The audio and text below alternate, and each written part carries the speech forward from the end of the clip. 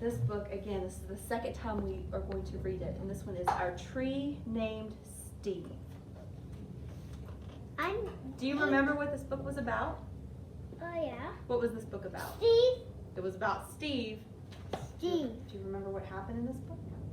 Steve. It was about Steve. Let's see if we can remember as we read it, okay? Steve. Hang on.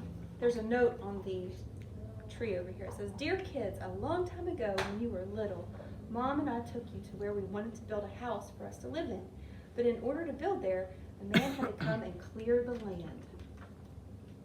I remember there was one tree, however, that the three of you could not stop staring at. Adam thought it was crying, and Lindsay said it looked nervous.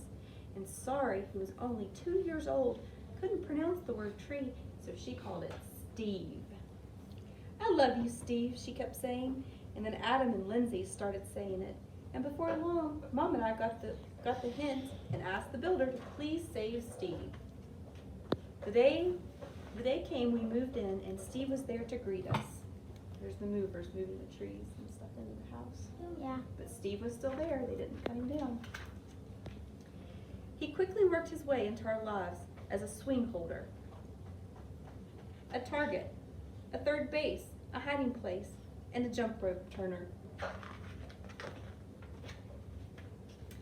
Yes, right there in the center of our yard, the weird-looking tree grew to become the center of our outdoor life, and through all of our barbecues, campouts, and dance parties.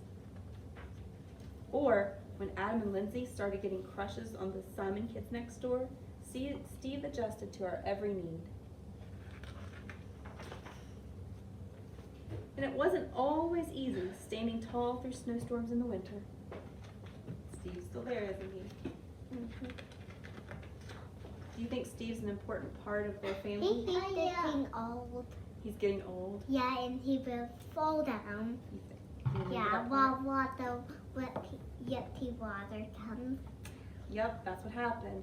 Or when Uncle Chester napped in the hammock and it couldn't have possibly been fun. Not to mention the time that the sewer overflowed and Steve sucked it all up, that smelly water. P.U. Then he fell down. He sucked up that dirty water, and it made Steve sick, didn't it? Yeah. And he fell down.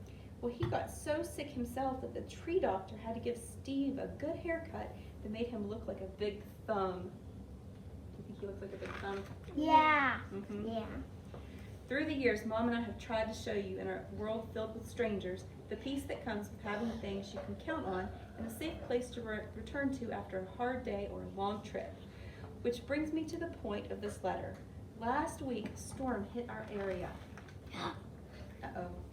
And he fell down. And though we spared Steve's life a long time ago, this time we could not save him. Have you guys ever heard a storm come through and the trees bend and they sway back and forth? No? Well, sometimes when trees get we did. You did? Sometimes when trees get really, really big, they're almost too big and they can't bend like the skinnier trees. So sometimes they do fall over. We have a skinnier tree. You have a skinny tree? And the man was cutting the tree like cut. You're right. Do you think they're sad? Oh yeah. Yeah. Mm-hmm.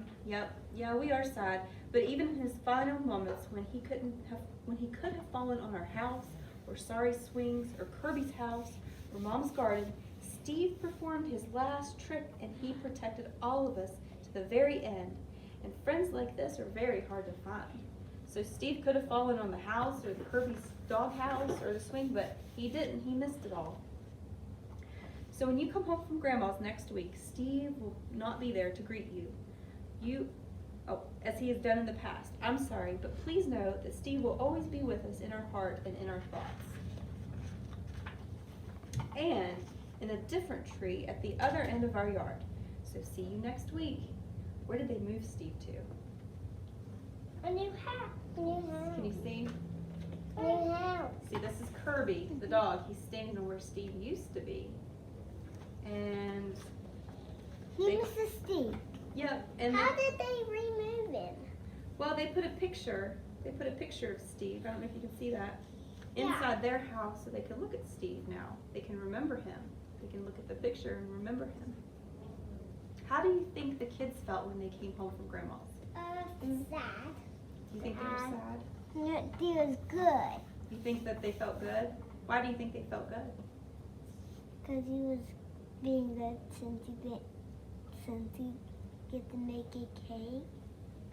Maybe they were a little bit happy because he didn't fall in the house. Maybe they could be happy about that, right? And they could be happy that he didn't fall in the swing. And I think you're right. They were probably sad